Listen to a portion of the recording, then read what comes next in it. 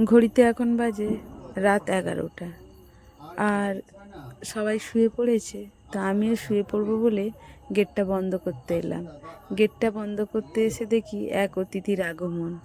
এই যে উনি হাত পা ছড়িয়ে বসে আছেন, সামনে যেতেও পাচ্ছি না, আবার কি করব ভেবেও পাচ্ছি না। চার হাত পা ছড়িয়ে এখন বসে আছেন। গেটটা আমি এবার কিভাবে বন্ধ করব আমি সেটাই ভাবছি। ভয়ে ভয়ে যেতেও পাচ্ছি না, খালি ভাবছি যদি লাফিয়ে গায়ের মধ্যে আসে তো কি করব। এই যে দেখুন, ড্যাবডেবি আমার দিকে তাকিয়ে আছে, আর আমিও ভয়ে ভয়ে হাঁ করে দাঁড়িয়ে আছি। কোনো রকমে ভয়ে ভয়ে গেটটা বন্ধ করলাম। এবারে ভাবছি যে গায়ে না এসে পড়ে। তো দেখুন কিভাবে আমার দিকে তাকিয়ে আছে। তো লেজটা আবার নামাতে আমার তো ভয়ে আরও সরে এসেছি। কি করব ভেবেই পাচ্ছি না কিভাবে বন্ধ করব। তো কোনো রকমে বন্ধ করে গেটটা বন্ধ করে দাঁড়িয়ে আছি যে কি করে, সরছেই না। একবার পর্দাটা টেনে আবার সরালাম, অন্ধকার পেতেই আবার চলতে শুরু করেছে।